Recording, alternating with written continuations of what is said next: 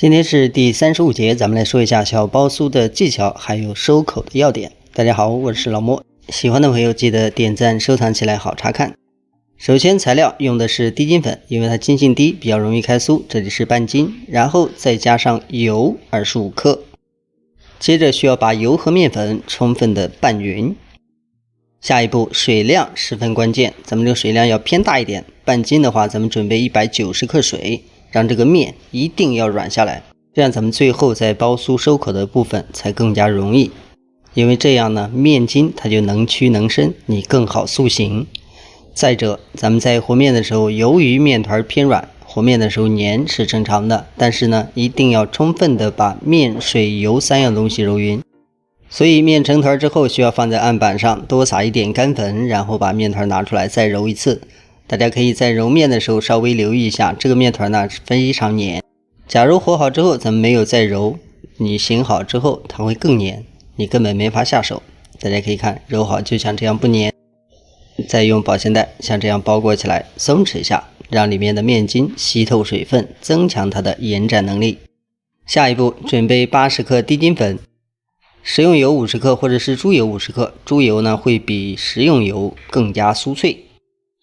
調油酥這一部分呢，大家一定要記住，不要和面團差距太多，稍微有一點點硬沒有關係，但是呢如果太硬反而不方便開酥，所以呢兩者必須搭配起來，這樣才能確保咱們開出來的酥層好，然後包製的時候不容易破皮粘掉。同時注意調好的油酥呢一定不要晾着，必須完全的給它包裹住，這樣才不會讓表面乾硬。這個面團醒20分鐘之後，咱們直接拿出來，案板上同時要撒粉，因為醒完之後呢水分勻了，它會更黏。大家可以看一下非常柔軟。這個時候呢咱們表面沾上乾粉，然後稍微折疊幾下，一定不能讓這個面起筋，這個呢非常的關鍵，要讓它一直這樣鬆弛。所以咱們稍微搓幾下，直接成條。搓好條之後，如果你想一次性到位，就不要搓那麼大，搓小一點。如果你要二次加工，就稍微大一點。咱們這樣做好之後按平，然後把這個油酥呢分成均勻的塊兒。這個油酥的量呢不要過分多，或者是過分少。下一步包裹這個油酥呢，大家要注意，咱們像這樣給它把這個邊兒捏上來就可以，一定不能把它兜得太深。如果兜得太深，下面皮兒太薄，反而會漏酥。下一步咱們擀制小包酥呢，大家一定要注意，還是不需要把它擀得特別薄，只需要像這樣給它擀長擀匀就可以。接着咱們從一頭給它捲起來，捲的時候呢一定要捲緊，因為這是層次的關鍵。捲緊之後壓平，壓平之後呢咱們需要再次擀面。大家看，先像這樣給它壓一下定型，然後再像這樣平推，如果發現有粘的地方，可以稍微補一點粉，然後再次擀開，然後翻個面。翻完面之後呢，咱們上面有多餘的乾粉要去掉，然後像這樣給它疊過來。疊好之後，就像畫面中這樣就可以了，只要上面是平面就行。下一步就比較簡單了，案板上稍微補一點粉，然後放上去按平，再用擀面杖像這樣慢慢的給它擀開。只要這個厚度保持一致就行，另外一定不能太薄，稍微偏厚一點，後面好包。下一步咱們精修一下，準備一個鋼切膜，直接切出圓皮兒。大家可以看一下，這個是有厚度的。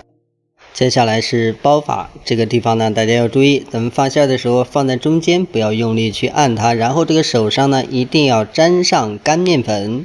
這樣就可以避免手沾住這個酥皮拉破。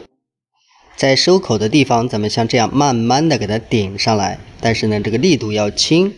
最後呢把這個口像這樣慢慢的往中間聚攏，聚攏的同時大家的力度一定要匀，不要太重，不要一下給它捏死。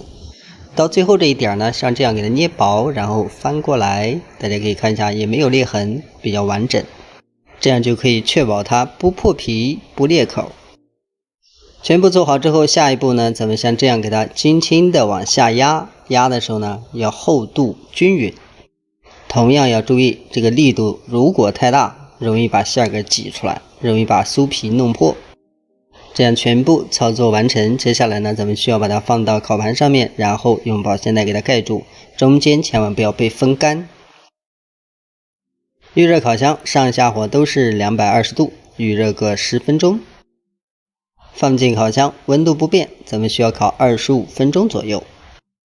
時間到，取出來，只要表面發黃，摸上去硬硬的就可以。然後呢，取出來之後呢，不着急，一定要給它晾涼。涼了之後，你再把它摞在一起，它就不會回軟。另外，大家可以看一下這個底部也沒有開裂變形，裡面的狀態就像畫面中這樣。好了，視頻就到這裡，咱們下期再見。